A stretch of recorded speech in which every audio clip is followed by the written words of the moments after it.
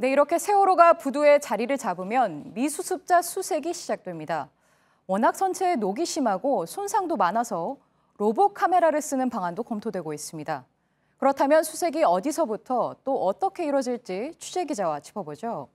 김혜미 기자, 본격적으로 수색을 시작하려면 시간이 얼마나 걸릴까요?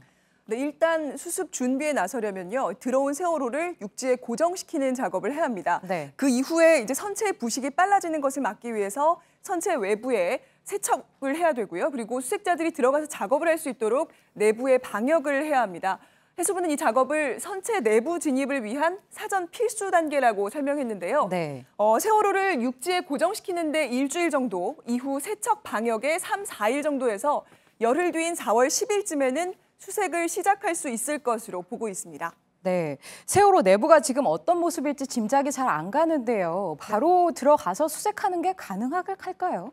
네, 그래서 본격적인 이 수색 작업에 들어가기 전에 세월호의 현재 상태가 어떤지를 진단해봐야 한다는 의견이 나오고 있습니다. 네. 수색 중에 선체 일부가 심하게 녹슨 곳이 무너져 내릴 수도 있고요. 또 선체 내부에도 여러 구조물이나 집기가 막 뒤엉켜 있어서 수색 경로를 찾기가 어려울 수 있기 때문입니다. 네, 수색자들의 안전을 위해서는 좀 더 선체 안의 상황을 좀 알아야겠다는 그런 필요성이 느껴지네요. 네, 그래서요. 오늘 세월호 선체조사위원회에서 이 로봇 카메라라는 것을 이용해서 1차 수색 작업을 하자 이렇게 해수부에 제안을 했습니다. 네. 해수부도 검토하겠다고 밝혔는데요. 먼저 김창준 선체조사위원장의 말을 한번 들어보시죠.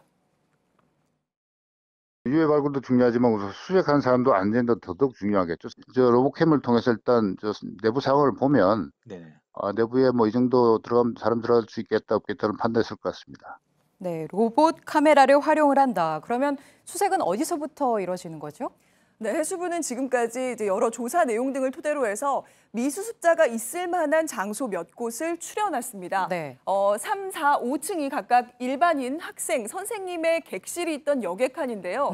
네. 일부는 원래 있었던 선미 쪽 객실에서 아니면 대피로인 중앙 쪽에 있었을 거라고 지금 예측을 하고 있습니다.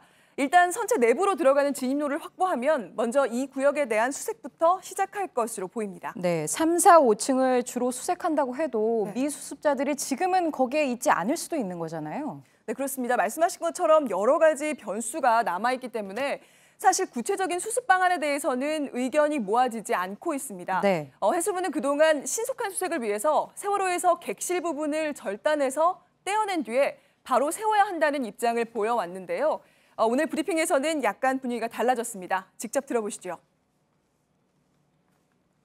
해양수산부와 또 필요하다면 관련 기관의 의견을 충분히 청취해서 같이 협의해서 수색 방안을 구체화하기로 되어 있습니다. 따라서 어느 정도 합리적인 수준에서 공감대가 형성되고 또 한다면 변경이 가능하다고 생각되고요. 네, 선체조사위원회에서 절단이 미수습자 수습에 별로 도움이 되지 않고 진상규명에는 더더욱 도움이 되지 않는다는 의견을 이미 낸 바가 있거든요. 그래서 이 부분에 대해서는 관련 논의가 앞으로 좀 진행이 돼야 될 것 같습니다. 네, 앞으로의 세월호의 수색 과정 짚어봤습니다. 김혜미 기자였습니다.